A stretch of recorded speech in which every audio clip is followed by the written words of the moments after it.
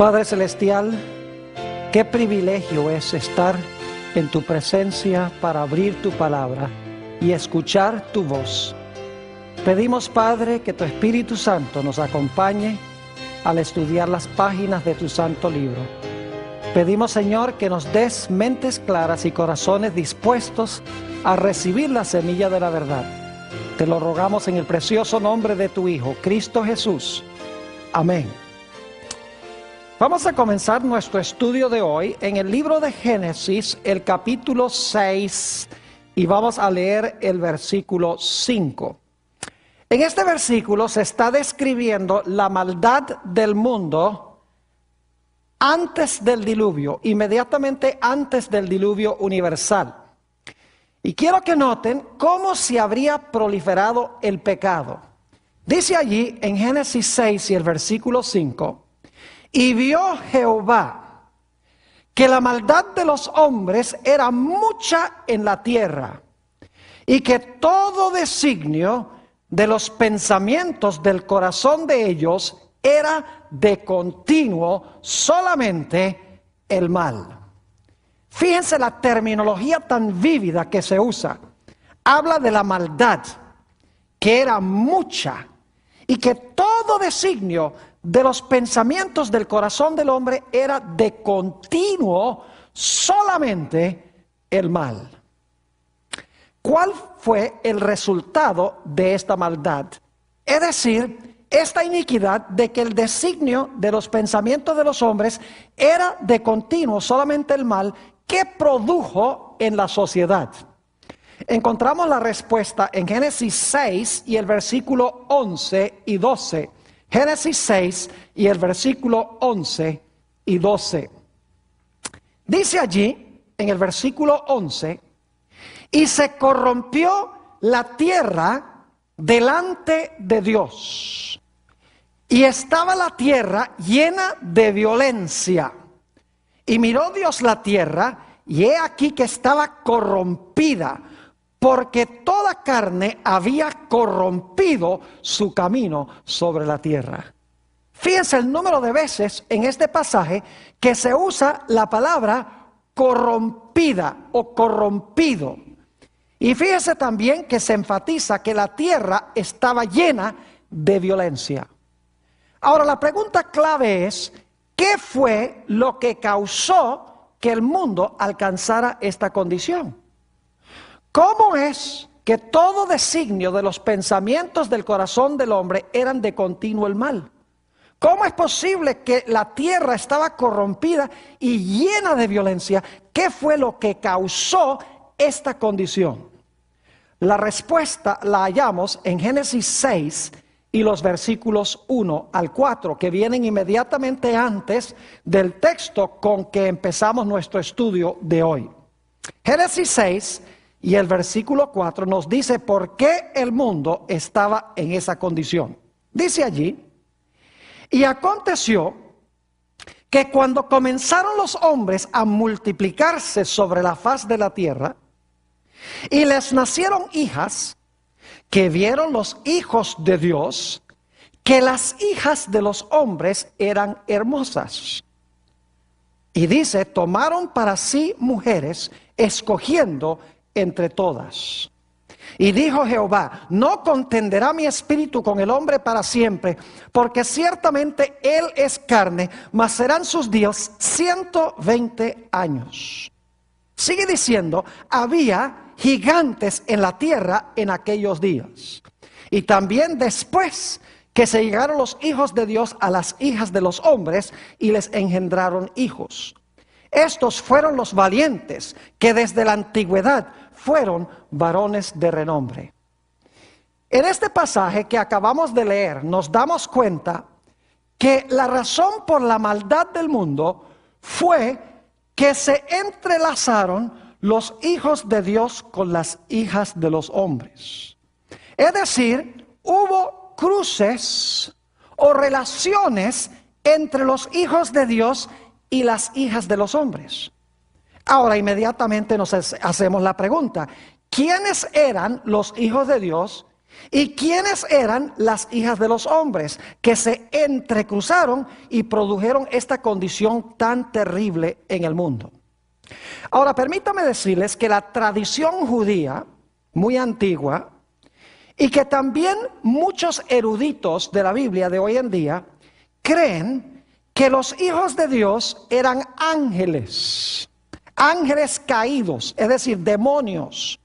Y que antes del diluvio, estos ángeles caídos o estos demonios fueron echados del cielo y vinieron a la tierra y tuvieron relaciones sexuales con mujeres humanas.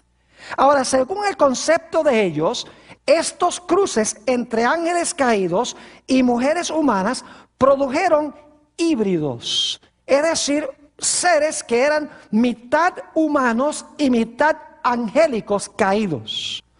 Ahora, yo quiero decirles que yo no creo en este panorama.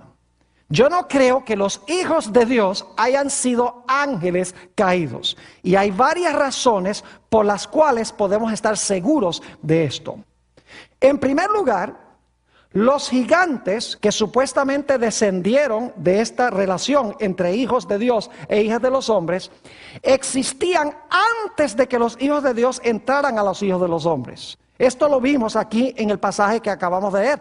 Dice que había gigantes en aquellos días y también antes de que los hijos de Dios entraran a las hijas de los hombres.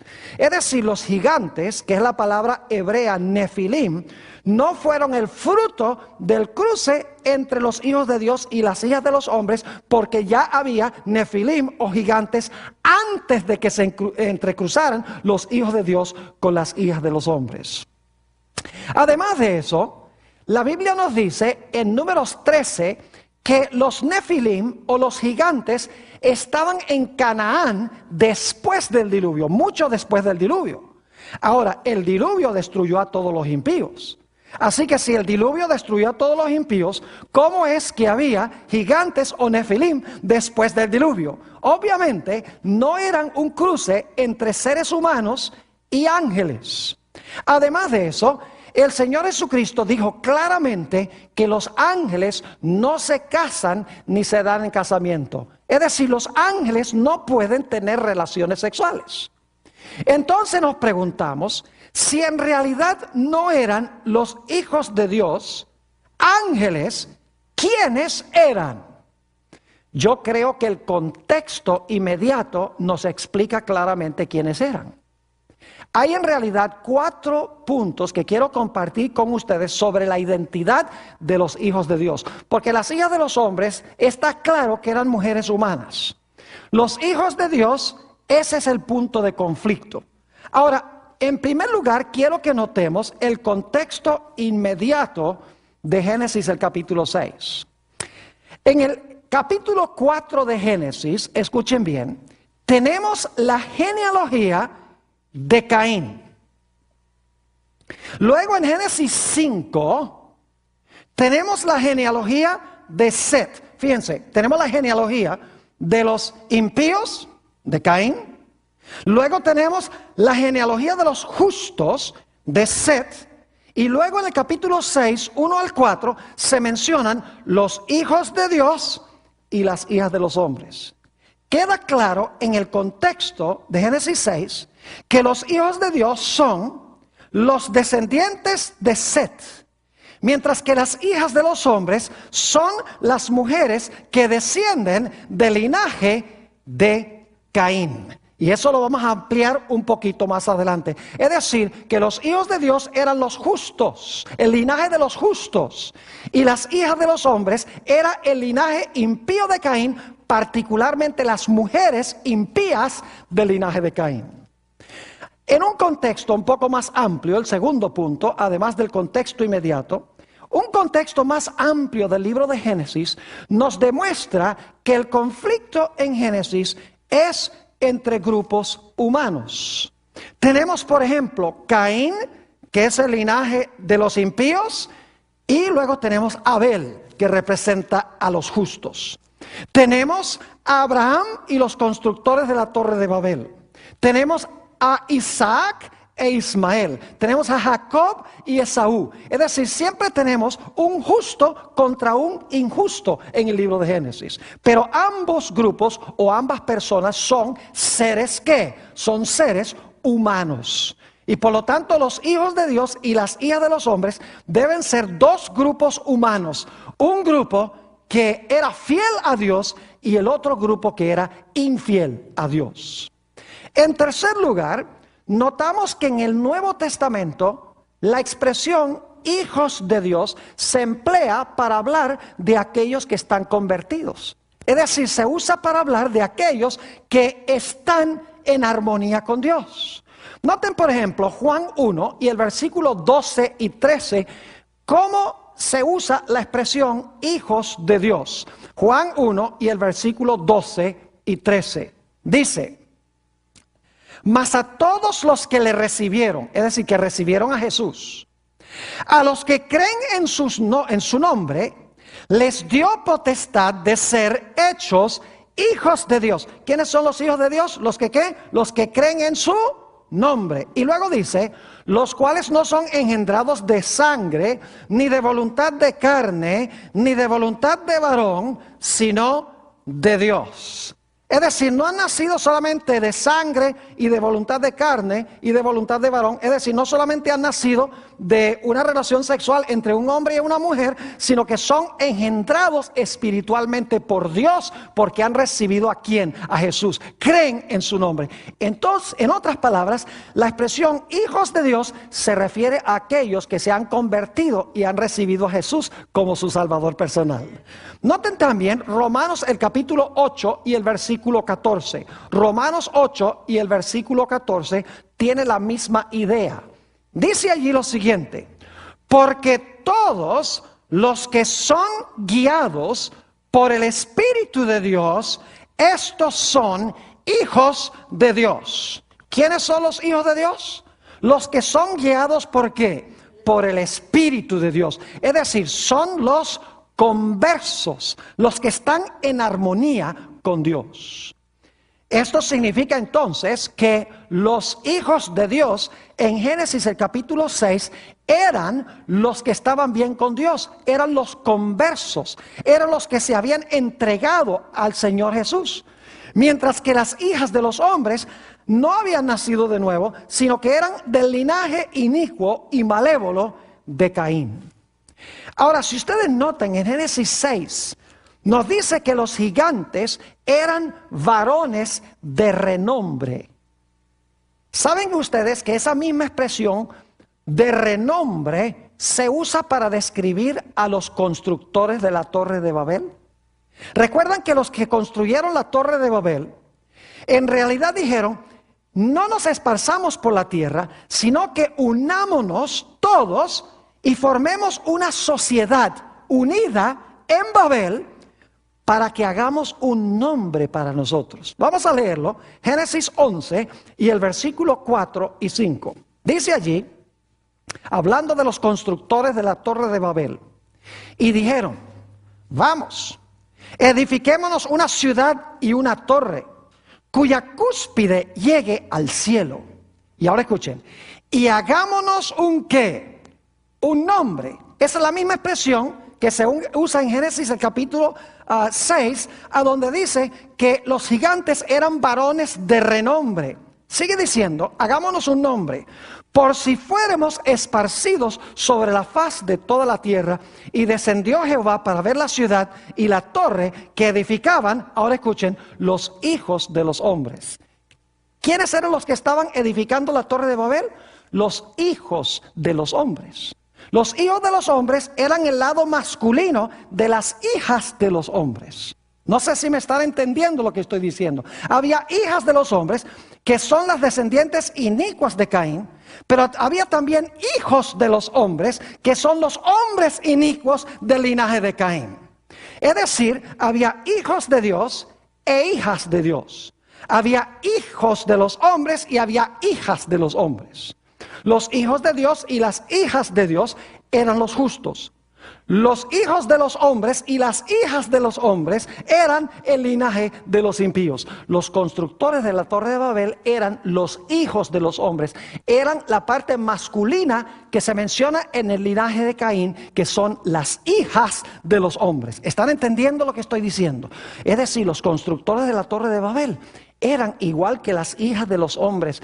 Estaban emprendiendo una empresa inicua, impía. Estaban corruptos. Por eso se le llama hijos de los hombres. Igual que en la genealogía de Caín se le llama a las mujeres las hijas de los hombres. Hemos visto 3 razones por las cuales los hijos de Dios representan a los justos, a los que recibieron a Dios. En primer lugar, nos dimos cuenta que el contexto inmediato lo indica así, porque tenemos el linaje de Caín y el linaje de Set inmediatamente antes de mencionarse hijos de Dios e hijas de los hombres. En segundo lugar, nos hemos dado cuenta que el conflicto en Génesis es entre un grupo humano impío y otro grupo que es santo. En tercer lugar, nos hemos dado cuenta que la expresión los hijos de Dios en el libro de Génesis significa, al igual que en otras partes de la Biblia, significa aquellos que se han convertido al Señor. Ahora, en cuarto lugar, quiero leer citas de 2 expositores de la Biblia. Uno de ellos, muy famoso, Martín Lutero. Fíjense cómo entendía Martín Lutero el significado de la expresión los hijos de Dios. Dice así: el verdadero significado de este pasaje, es decir, Génesis 6, 1 y 2, es que Moisés identifica a los hijos de Dios como aquellos que tenían la promesa de la bendita simiente. Fíjense que los hijos de Dios eran los del linaje que tenían la promesa de la bendita simiente. Lutero no creía que los hijos de Dios eran ángeles que descendieron del cielo. Obviamente él creía que eran el linaje de donde iba a venir finalmente la simiente. Otra comentarista dice esto en cuanto a la identidad de los hijos de Dios.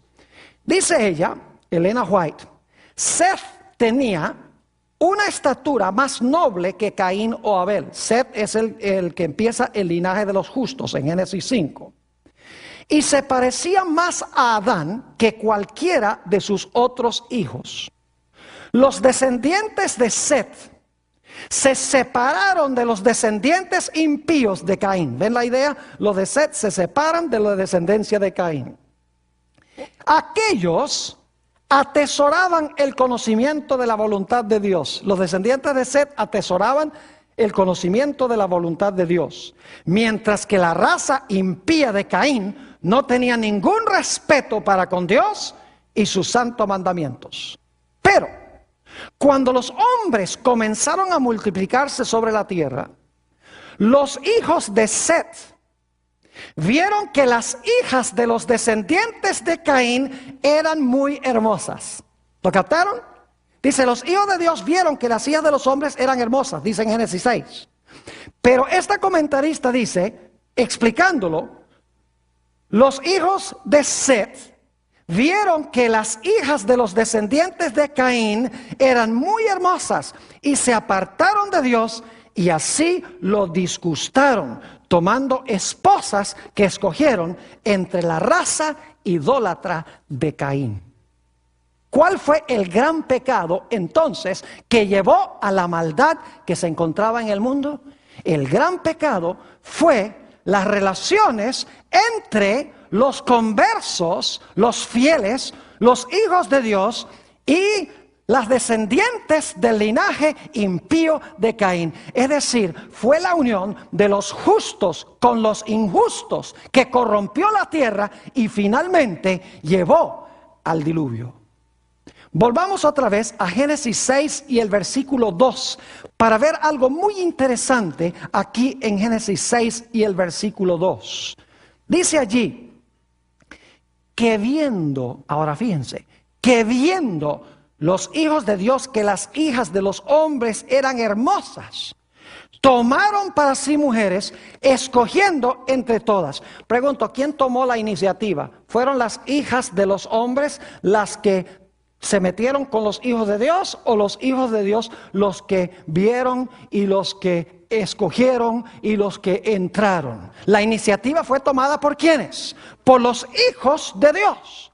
Es decir, los fieles empezaron a ver algo en las hijas de los hombres muy interesante. Es decir, que las hijas de los hombres apelaban a los ¿qué? Apelaban a los ojos de los hijos de Dios. Ahora yo me pregunto, ¿qué habrán visto los hijos de Dios en las hijas de los hombres? Yo quiero preguntarles, ¿ustedes creen que también había en el mundo hijas de Dios? ¿Creen que había hijas de Dios también? Sí, no solamente había hombres fieles del linaje de Set, sino que ellos también tenían ¿qué? Esposas que eran hijas de Dios. Mi pregunta es esta, ¿por qué los hijos de Dios empezaron a mirar a las hijas de los hombres en vez de prestarle atención a las hijas de Dios? Algo tenían las hijas de los hombres que no tenían las hijas de Dios. Algo apelaba a los ojos de los hijos de Dios que tenían las hijas de los hombres que no tenían las hijas de Dios. ¿Están entendiendo lo que estoy diciendo? Había algo externo en las hijas de los hombres que no tenían las hijas de Dios. Y por lo tanto los hijos de Dios empezaron a ignorar a las hijas de Dios y empezaron a prestarle atención a las hijas de los hombres, porque vieron algo en las hijas de los hombres diferente que lo que habían visto en las hijas de Dios. Ahora la pregunta clave es, ¿qué vieron en las hijas de los hombres que no veían en las hijas de Dios? Ahora yo quiero decirles que más de 75 veces en el libro de Génesis se enfatiza la importancia de un nombre. En Génesis, cuando hay un nombre, el nombre es muy importante. Hay que buscarle el significado al nombre. Tenemos muchos ejemplos. Por ejemplo, la palabra Eva, el nombre Eva significa madre de los vivientes. El nombre Set significa el que ocupa el lugar de, porque él ocupó el lugar de Abel, quien fue asesinado por su hermano. El nombre Babel significa confusión, se subraya eso en Génesis. El nombre Peniel significa rostro de Dios. El nombre Betel significa casa de Dios. El nombre Abraham luego es cambiado a Abram. Tenemos a Sarai, que es cambiado a Sara, es decir, de risa a princesa. El nombre Jacob, suplantador, indica su carácter. Y luego cuando vence se le llama Israel. Es decir, en Génesis los nombres no son solamente distintivos, sino que los nombres tienen gran importancia. Ahora ustedes dirán, pero Pastor Bor, ¿qué tiene esto que ver con los hijos de Dios y las hijas de los hombres? Dice que los hijos de Dios vieron que las hijas de los hombres eran hermosas. Ahora, hemos dicho que las hijas de los hombres son las mujeres que eran descendientes ¿de quién? De Caín. Ahora, fíjense qué interesante esto. ¿Saben ustedes que el linaje de Set, si ustedes leen Génesis el capítulo 5, van a descubrir que en el linaje de Set, de los justos, se mencionan solamente hombres? No se menciona ni una sola mujer. Pero en la genealogía de Caín, no pierdan este punto, en la genealogía de Caín se mencionan por nombre 3 mujeres. Y esas 3 mujeres en el linaje de Caín son las hijas de los hombres que encontramos en Génesis el capítulo 6. No sé si me están entendiendo lo que estoy diciendo. Es decir, el linaje de Set son los hijos de Dios, masculino, porque no se mencionan sino hombres. Pero las hijas de los hombres son del linaje de Caín, porque en el linaje de Caín se mencionan los nombres de 3 mujeres. Ahora, la pregunta clave e importante es esta. ¿Qué significan esos nombres de esas 3 mujeres? ¿Qué significa el nombre de cada una de ellas? Porque si sabemos lo que significa el nombre de ellas, podemos determinar qué es lo que tenían que atrajo la atención de los hijos de Dios. La primera mujer en el linaje de Caín que se menciona es Ada. Noten Génesis 4 y el versículo 19. Génesis 4, 19. Dice, y Lamec tomó para sí 2 mujeres. El nombre de la una fue Ada y el nombre de la otra fue Sila. Vamos a hablar primero de Ada. ¿Qué significa el nombre Ada? Recuerden que estamos tratando de determinar qué fue lo que los hijos de Dios vieron en las hijas de los hombres que no vieron en las hijas de Dios. Porque habían hijas de Dios también. Pero los hijos de Dios no miraron a las hijas de Dios, sino que dijeron, no, las hijas de los hombres, esas son muy hermosas. Y se fijaron fue en las que pertenecían al linaje impío de Caín. ¿Qué vieron en las hijas de los hombres que no vieron en las hijas de Dios? El nombre Ada significa ornamento o significa ataviarse con joyas. ¡Qué interesante! Significa ataviarse con oro, plata y piedras preciosas. Significa ataviarse con joyas. Permítame darles algunos versículos de la Biblia que usan esta palabra tan importante, Adá, porque es un nombre propio, pero también quiere decir joyas o quiere decir ataviarse con joyas. Noten Éxodo 33 y el versículo 4 al 6. Éxodo 33 y el versículo 4 al 6. Aquí encontramos el episodio del becerro de oro. Recuerdan que Israel le pidió a Aarón que hiciera un becerro de oro. Y tuvieron música, bailaron, adoraron al becerro de oro, etc. Y después de su apostasía, Dios los iba a rechazar como su pueblo. Ahora fíjense lo que dice Éxodo el capítulo 33 y el versículo 4 hasta el versículo 6. Dios dice, ya ustedes no van a ser más mi pueblo. Fíjense lo que hace el pueblo, versículo 4. Y oyendo el pueblo esta mala noticia, vistieron luto y ninguno se puso sus atavíos. Esa palabra atavíos es la palabra hebrea Adá o Ada. Que si no se pusieron sus joyas es lo que está diciendo. Porque Jehová, ahora escuchen, ¿por qué se las quitaron? Porque Jehová había dicho a Moisés, di a los hijos de Israel, vosotros sois pueblo de dura cerviz. En un momento subiré en medio de ti y te consumiré.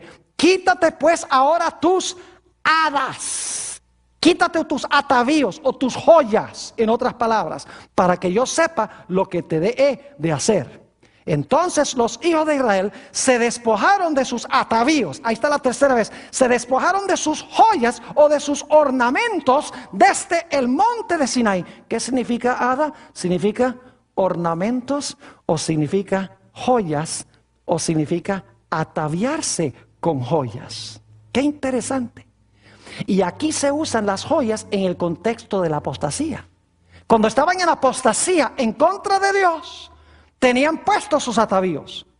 Después de su apostasía, Dios le dice como señal de humildad, quítense ¿qué cosa? Quítense sus atavíos. Ahora, hay otros textos en el Antiguo Testamento que usan esta misma palabra hada, que significa ornamentos o que significa joyas o atavíos. Noten Jeremías 4 y el versículo 30. Jeremías el capítulo 4 y el versículo 30. Dice aquí, y tú destruida, ¿qué harás? Aunque te vistas de grana, aunque te adornes con atavíos, ahí está la palabra, con atavíos ¿de qué? De oro. Aunque pintes con antimonio tus ojos, hoy le decimos cosméticos a esto. Aunque te pintes con antimonio tus ojos, en vano te engalanas, te menospreciaron tus amantes, buscarán tu vida. Noten nuevamente la idea de que Israel aquí se está adornando con atavíos de oro y es una señal de apostasía en contra de Dios. La palabra atavíos aquí es la palabra hada, idéntica palabra que la que se encuentra en la genealogía de Caín. Noten también Ezequiel 23 y el versículo 40, hay tantos versículos que usan esto. Ezequiel 23 y el versículo 40 dice, además, enviaron por hombres que vinieran de lejos, a los cuales había sido enviado mensajero. Y he aquí que vinieron. Y por amor de ellos, Dios está hablando de su pueblo de Israel, por amor de ellos te lavaste y pintaste tus ojos Y te ataviaste, ahí está la palabra nuevamente, te ataviaste ¿con qué? Con adornos. Fíjense, nuevamente la palabra ada se usa en el contexto de la apostasía del pueblo de Israel. Es decir, que la palabra ada significa ornamento, significa ponerse joyas para atraer la atención de los hombres, dice aquí en Ezequiel 23 y el versículo 40. Noten también Oseas 2 y el versículo 13, donde se usa la palabra ada nuevamente. Dice allí en Oseas 2 y el versículo 13, y la castigaré, Dios a Israel, por los días en que incensaba a los Baales y se adornaba de sus zarcillos y de sus joyeles, y se iba tras sus amantes y se olvidaba de mí, dice Jehová. ¿Cómo se estaba ataviando Israel? La palabra adornaba aquí es la palabra ada. ¿Se adornaba con qué? Con zarcillos y con sus joyeles, y se iba tras sus amantes, y dice que se estaban olvidando de Dios. Es decir, que la palabra ada significa adornarse con joyas de oro y plata y piedras preciosas. Yo pregunto entonces, ¿qué tenía Ada en el libro de Génesis, esta mujer en el linaje de Caín? ¿Se estaba qué? Se estaba adornando. ¿Las hijas de Dios se adornaban? No. Las hijas de los hombres, las mujeres en la descendencia de Caín. Ahora ustedes dicen, pero ¿qué tal los nombres de las otras mujeres en la genealogía de Caín? La segunda mujer que se menciona es Sila. Ya lo leímos en Génesis 4 y el versículo 19. El nombre Sila viene del hebreo salal, que significa reteñir o sacudirse. Se usa para describir instrumentos musicales, tales como campanas y címbalos. Ahora, ¿saben ustedes que es muy interesante que en la Biblia, vez tras vez tras vez, la apostasía se vincula con el baile? Con usar música para sacudirse o para moverse, por así decirlo. Es interesante, en la fiesta de Herodes, cuando Herodes mandó a matar a Juan el Bautista, había música. En el valle de Dura, en Daniel 3, cuando los 3 jóvenes rehusaron adorar la imagen de Nabucodonosor, había música. En la experiencia del becerro de oro, había música. En Isaías 3 habla de las hijas de Sión que hacen son con sus pies al sonido de la música. Es interesante que Sila está conectada con instrumentos musicales. Y si ustedes leen el linaje de Caín, van a descubrir que Tubal-Caín fue el constructor de instrumentos musicales. Ahora, ¿qué significa el nombre de la tercera mujer? La tercera mujer se menciona en Génesis, el capítulo 4 y el versículo 22. Génesis 4 y el versículo 22 dice, y Sila también dio a luz a Tubal-Caín, artífice de toda obra de bronce y de hierro. Y la hermana de Tubal-Caín fue, ¿qué cosa? Fue Naama. Ustedes dicen, ok, Pastor Bor, el nombre Ada significa adornarse con joyas, significa ponerse oro y plata y piedras preciosas. Está bien, Sila tiene que ver con instrumentos musicales y Tubal-Caín fue el que creó estos instrumentos musicales, está bien. Pero ¿qué significa Naama? La palabra Naama significa placentera, dulce, bella, deleitosa y hermosa. Fíjense que los 3 nombres tienen que ver con adornarse, con ser externamente hermosa y con la música, no en el sentido correcto de la palabra. Es decir, que las hijas de los hombres se distinguían de las hijas de Dios por su apariencia, ¿qué? Externa. Porque usaban joyas y porque bailaban y porque eran hermosas a los ojos para verlas. Es más, en Génesis el capítulo 6 y el versículo 2 dice que los hijos de Dios vieron que las hijas de los hombres eran hermosas. Es decir, externamente lo que atrajo a los hijos de Dios era la hermosura física de estas mujeres. Esa palabra hermosas en Génesis 6 se usa para describir a varias mujeres en el Antiguo Testamento. Se usa para describir a Rebeca. Dice que era hermosa. Génesis 24, 16. Se usa para hablar de Sara. Dice Sara era hermosa. Génesis 26 y el versículo 7. Se usa para hablar de Vasti y Esther. En Esther 1 y el versículo 11. Y el capítulo 2 y el versículo 2. Y se usa también para describir a Betsabé. ¿Han oído hablar de Betsabé? Esa mujer a quien David dice, vio a esta mujer que se estaba bañando desnuda fuera del balcón del palacio. Y dice que era muy hermosa su apariencia externa.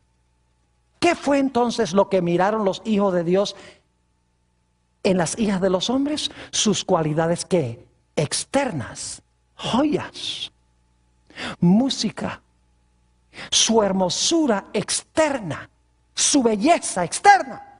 Y la pregunta es, ¿y las hijas de Dios no tenían esa belleza?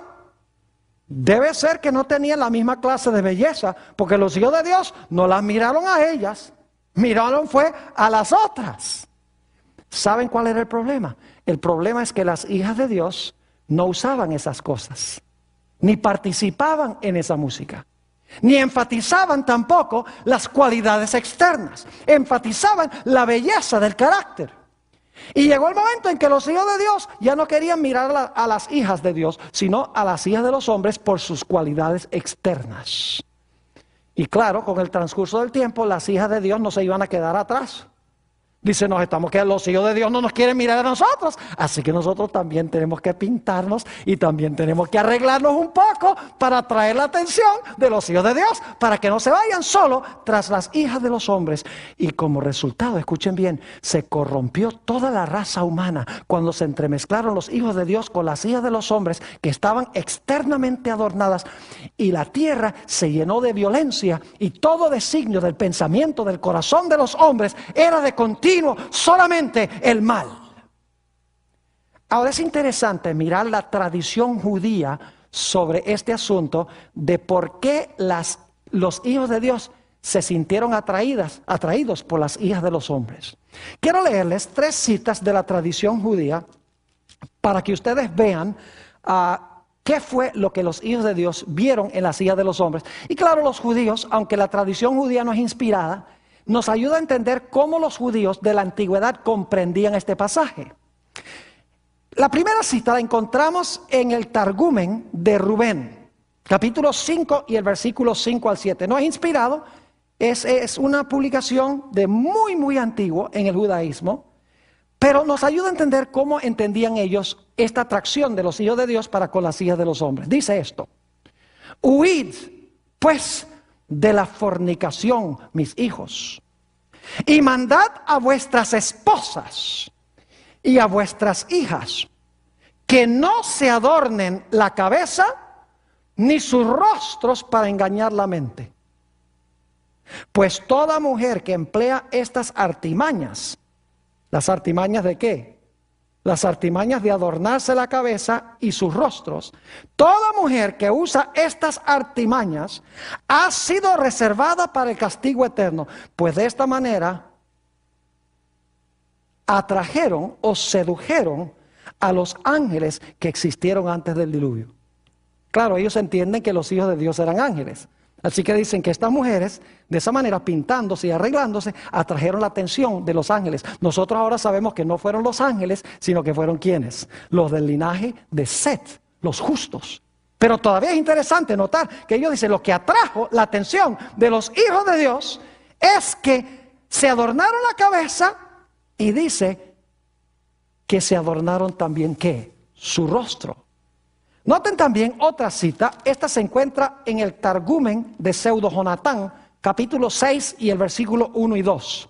Dice, y sucedió que cuando los hijos de Dios comenzaron a multiplicarse sobre la faz de la tierra, y les nacieron hijas hermosas, que los hijos de los grandes vieron que las hijas de los hombres eran hermosas, con sus ojos pintados y sus cabellos encrespados, y andando en desnudez de carne.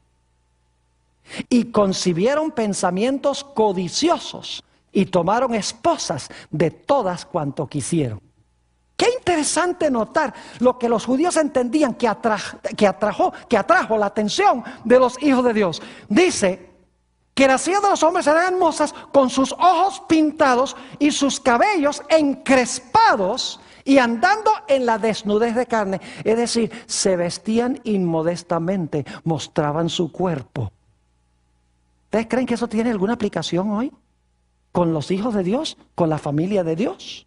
Que están siendo atraídos por estas cosas que se ven afuera, con las mundanas, con las tales llamadas filisteas. Ahora, una última cita de la tradición judía. Esto viene del libro de Primera de Enoc, capítulo 8 y el versículo 1. Un libro que fue escrito unos 200 años antes de que Cristo naciera. Es muy interesante porque este texto dice quién es el que estaba detrás de todo esto. Dice, y Azazel es un símbolo de quién? De Satanás. Y Azazel, escuchen bien, le enseñó a los hombres a fabricar espadas y cuchillos y escudos y corazas. Azazel le enseñó a los hombres ¿a qué? A fabricar espadas, cuchillos, escudos y corazas. Por eso dice que la tierra estaba llena de violencia en Génesis 6. Pero fíjense qué más Azazel le enseñó. Dice, y después de esto les enseñó el arte de fabricar brazaletes y ornamentos, y el arte de pintarse los ojos y embellecerse los párpados, y a usar piedras preciosas y toda clase de antimonios, es decir, de cosméticos. Y el mundo fue cambiado, e imperó gran impiedad y mucha fornicación, y se extraviaron, y todos sus caminos se corrompieron. Qué interesante estas declaraciones de la tradición judía. Ellos entendieron que lo externo que vieron los hijos de Dios era joyas, pintura, cabellos encrespados, etcétera. Y por si acaso alguno dice, bueno, pues es tradición judía, eso no es bíblico. La base está en la Biblia. Porque dice que los hombres se llenaron de violencia. Ahí están los armamentos que menciona esta cita. Dice también en el libro de Génesis que se corrompió la tierra. Y eso es lo que dice esta cita, que se corrompió la tierra. Dice en Génesis que los hijos de Dios vieron que las hijas de los hombres eran hermosas. Aquí dice qué es lo que vieron. Vieron mujeres pintadas, con cabellos encrespados, usando cosméticos para pintarse el rostro. Es decir, los hijos de Dios miraron a las hijas de Dios y ¡ay, qué feas las hijas de Dios! Miren, tan ordinarias así. En cambio, miren las hijas de los hombres, qué bonitas son. Todas pintadas, con sus joyas, todas adornadas. Y claro, después de un tiempo, las hijas de Dios dicen, nosotros no nos vamos a quedar atrás. Nosotros también lo vamos a hacer. Y las hijas de Dios empezaron a adornarse también. Y escuchen bien, de los millones de personas que habían en el planeta Tierra antes del diluvio, como resultado de este cruce entre los hijos de Dios que vieron la belleza de los hijos de los hombres, solamente había 8 personas fieles a Dios. No me digan ustedes que el asunto de la vestimenta y la indumentaria nada tiene que ver con la espiritualidad y el cristianismo. Porque en Génesis 6, y según la comprensión de los judíos de la época de Cristo y antes, ellos entendieron que fue esta unión entre las mundanas y los cristianos lo que desmoralizaron al mundo, corrompieron el mundo y trajeron finalmente el diluvio. Es decir, que esta unión aminoró y redujo el número de los fieles de Dios hasta llegar solamente a 8. Y Dios llamó a Noé para reprender esta iniquidad. Es decir, Dios le dijo a Noé, habla y denuncia esto que está sucediendo. Y Noé, según nos dice en el libro de Hebreos, el capítulo 11 y el versículo 7, por su predicación condenó al mundo. Y en 2 de Pedro 2:5 dice que Noé fue un pregonero o un predicador de justicia. Ahora yo quiero preguntarles, ¿lo que pasó antes del diluvio va a pasar nuevamente en el mundo? Claro que sí. Ustedes conocen el pasaje. En Mateo 24 dice, como fue en los días de Noé, así será también la venida del Hijo del Hombre. Lo que pasó allá va a pasar también al fin. ¿Será posible que al final de la historia la iglesia de Dios, los que pertenecen a la iglesia de Dios, van a mirar a los que pertenecen al sistema mundano y lo van a encontrar más bonito y más deseable que lo que encontramos dentro del pueblo de Dios? No cabe duda alguna. Ahora, no tenemos tiempo de entrar en todas las implicaciones, pero quiero compartir con ustedes del libro de Apocalipsis algunos datos muy interesantes. Y no vamos a leer los versículos por la premura del tiempo, pero quiero darles la idea. El libro de Apocalipsis nos habla de un grupo, son los que van a estar vivos cuando el Señor Jesús regrese al planeta Tierra. Los que van a ser trasladados de entre los vivos, como Enoc y como Elías. ¿Saben ustedes que según Apocalipsis 14 y el versículo 4 y 5, este grupo va a estar sin mácula delante del trono de Dios? Van a ser como los hijos de Dios antes que se unieran con las hijas de los hombres. Van a ser castos, limpios, puros. Es más, dice ahí en Apocalipsis 14, 4 y 5, que estos no se contaminaron con mujeres. Así como los hijos de Dios antes del diluvio vieron a las hijas de los hombres, pero dijeron, nosotros no. Se preservaron castos. Dios va a tener un pueblo al final de la historia que se conoce como los 144,000, que van a decir, nosotros no nos vamos a contaminar con mujeres. Ahora, las mujeres representan iglesias apóstatas, representan a aquellos que se han unido con el mundo. ¿Quieren ustedes ver cómo están vestidas esas mujeres en los últimos días? Apocalipsis el capítulo 17 y el versículo 4 y 5. Apocalipsis el capítulo 17 y el versículo 4 y 5. Fíjense cómo están adornadas estas mujeres apóstatas, que los hijos de Dios al final de la historia, los 144,000, los que van a estar vivos, van a decir, nosotros no nos vamos a fijar en las cosas externas. Nosotros vamos a ser fieles a Dios. Dice en Apocalipsis 17 y el versículo 4, y la mujer estaba vestida de púrpura y escarlata y adornada de oro, de piedras preciosas y de perlas.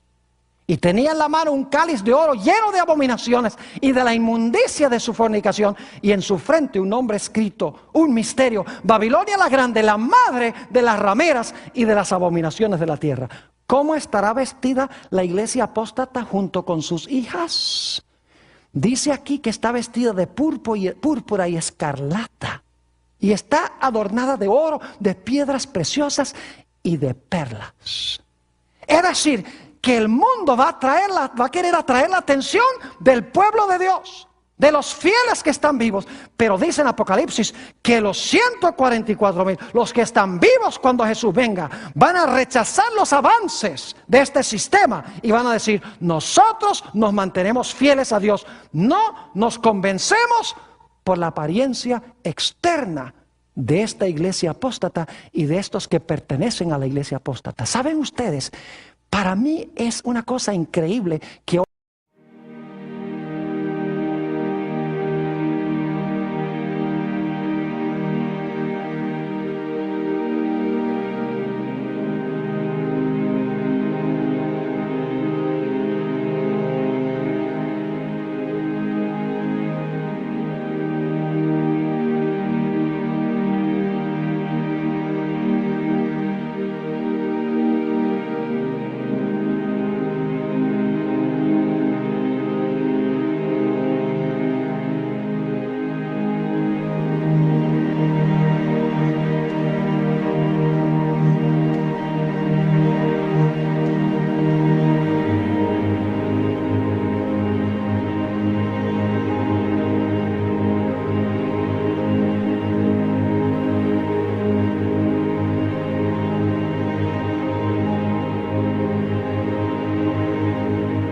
hoy en día se haya rebajado tanto la norma, específicamente la iglesia que yo represento, la iglesia adventista del séptimo día.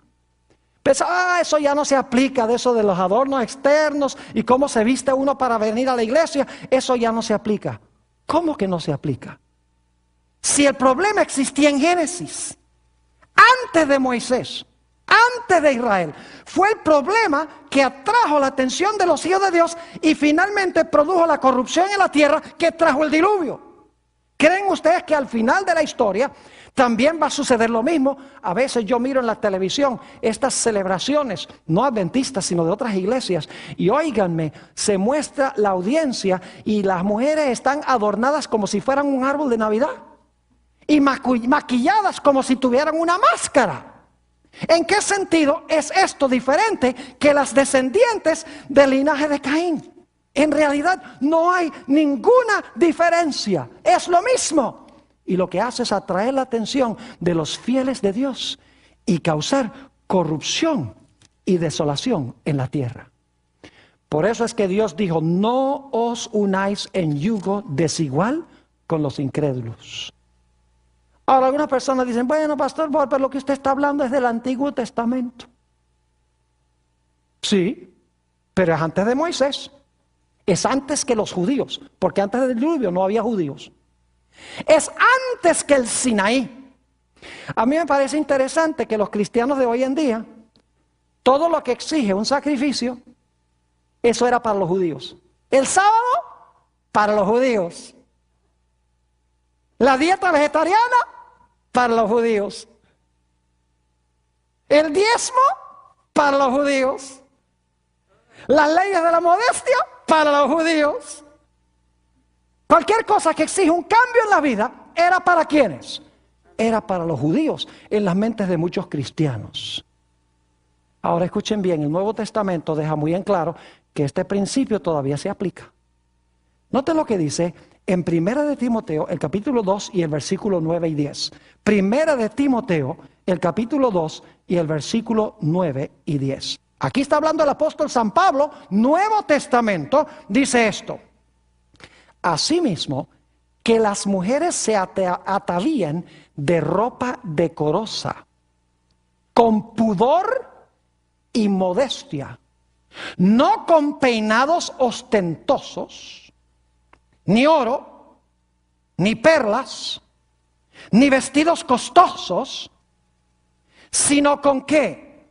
Con buenas obras, como corresponde a mujeres que profesan piedad. ¿Cuál es el adorno que espera Dios en las mujeres? No con peinados ostentosos, ni oro, ni perlas, ni vestidos costosos, sino ¿qué cosa? El adorno deben ser las buenas obras, como corresponde a mujeres que profesan, ¿qué cosa? Piedad. El apóstol Pedro dijo lo mismo. Vamos a notar, Primera de San Pedro, el capítulo 3 y el versículo 3 al 5. Primera de Pedro, el capítulo 3 y el versículo 3 hasta el versículo 5. Y voy a leer empezando en el versículo 1 para captar el contexto. Dice ahí en el versículo 1, asimismo vosotras mujeres, estad sujetas a vuestros maridos, para que también, ahora escuchen, para que también los que no creen a la palabra, es decir, los incrédulos, sean ganados sin palabra por la conducta de su esposa, de sus esposas. Estamos en Primera de Pedro 3 y el versículo 1. Así que dice que las mujeres deben estar sujetas a sus maridos, para que también los maridos que no creen en la palabra, es decir, los maridos que no han aceptado al Señor, sean ganados sin palabra. ¿Por qué? ¿Por los brazaletes y por los collares y por los zarcillos de la esposa? No, dice por la conducta de sus esposas. Versículo 2. Considerando vuestra conducta casta y respetuosa. Y luego dice el apóstol Pedro, vuestro atavío no sea el externo, de peinados ostentosos, de adornos de oro o de vestidos lujosos, sino el interno, el del corazón, en el incorruptible ornato, es decir, adorno de un espíritu afable y apacible, que es de grande estima delante de Dios. Fíjense que el apóstol Pedro dice que el atavío no debe ser externo, peinados ostentosos, adornos de oro o de vestidos lujosos, sino que nuestro atavío o nuestro adorno debe ser interno. El espíritu afable y apacible que es de grande estima delante de Dios. Y luego dice que en el Antiguo Testamento las mujeres de Dios, las hijas de Dios se vestían así. Dice en el versículo 5, porque así también se ataviaban en otro tiempo aquellas santas mujeres que esperaban en Dios, estando sujetas a sus maridos. Así que el Nuevo Testamento también nos indica claramente de que el atavío no debe ser externo. No es lo que atrae la atención a nosotros, sino que nuestro carácter, la belleza de nuestras obras deben atraer la atención de la gente a Dios.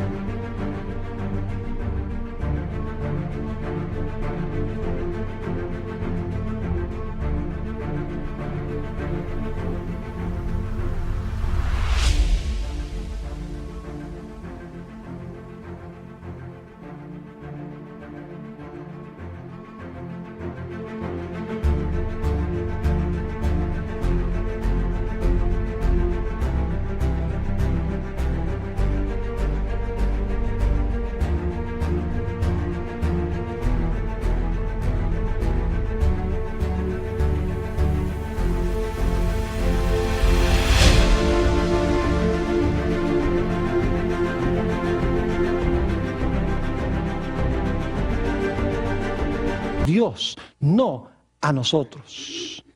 Es interesante notar que la palabra que se usa aquí en Primera de Pedro, la palabra atavío, es en el griego la palabra cosmos. La palabra cosmos en español es mundo, es la palabra que se traduce mundo. Es decir, nuestro adorno no debe ser adorno mundano, sino que debe ser un adorno cristiano, el adorno de un carácter hermoso. Escuchen bien, muchos cristianos que se hacen pasar por cristianos hoy, lo que hacen es rebajar y destruir el amor de la gente en Dios. El Señor Jesucristo dijo, cualquiera que mira a una mujer para codiciarla, cometió adulterio en su corazón. Muchas mujeres y aún hombres hoy en día se visten de tal manera que tienen la intención de atraer por sus cualidades externas al sexo opuesto y se dicen cristianos.